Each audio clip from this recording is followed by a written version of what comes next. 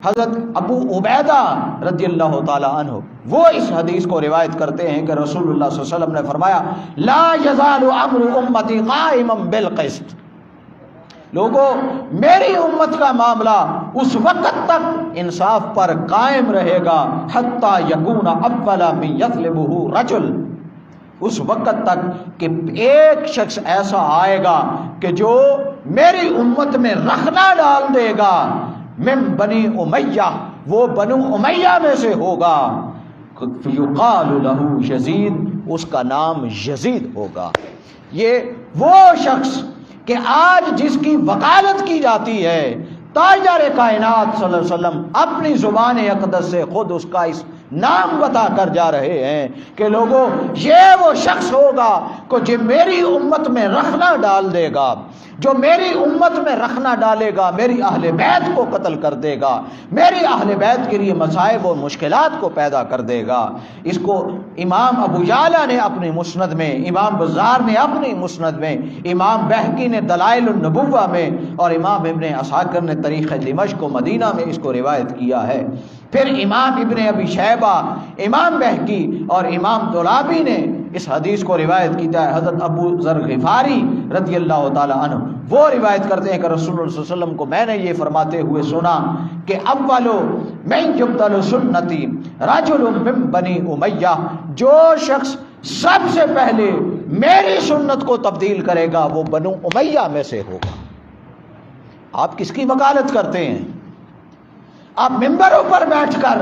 کلمہ تاجدار کائنات کا پڑھتے ہیں اور وکالت اس شخص کی کرتے ہیں جس نے اہل بیت کے ساتھ ظلم کیے ہوں۔ آپ وکالت اس شخص کی کرتے ہیں ممبر رسول پر بیٹھ کر کہ جس نے آقا علیہ السلام کی اولاد کو ذبح کیا ہے۔ آپ ممبر رسول پر بیٹھ کر اس شخص کی وکالت کرتے ہیں جو شخص یہ کہتا ہے کہ میں 1,00,000 دینار تمہیں انعام دوں گا، جاؤ جا کے حسن مجتبیٰ کو زہر دے آؤ۔ تم اس شخص کی وکالت کرتے ہو کہ جو امام حسین کے یہ لبوں مبارک لبوں پر، جن لبوں کو میرے مصطفیٰ کبھی چوسا کرتے تھے، ان لبوں پر چھڑی مار کر یہ کہتے ہو کہ آج احمد دیکھ لیتے کہ میں نے ان کی اولاد کے ساتھ کیا کچھ کر کے اپنے بدر کے شہداء کا بدلہ لے لیا ہے۔ بھائی کون سے شہداء؟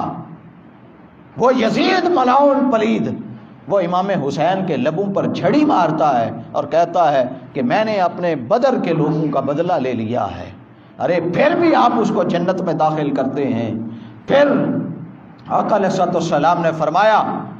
اولو من یبدل سنتی رجل من بنی امیہ، ایک شخص ایسا ہوگا، سب سے پہلا شخص وہ ہوگا جو میرے طریقہ کار کو بدل دے گا، وہ بنو امیہ سے ہوگا، یقال لہ یزید، اس کو یزید کہا جائے گا،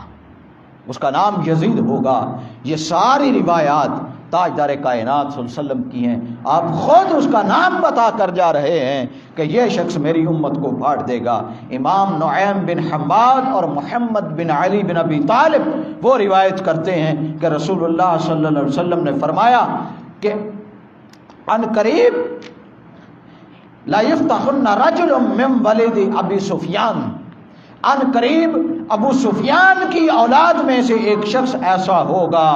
فی الاسلامی فتقل یسدہ من شیء، کہ وہ شخص اسلام میں ایک ایسا شگاف اور دڑا ڈال دے گا کہ قیامت تک کوئی چیز اس شگاف کو بند نہیں کر سکے گی۔ یہ ہیں وہ شخص جن کی علماء آج ممبروں پر بیٹھ کر وکالت کرتے ہیں۔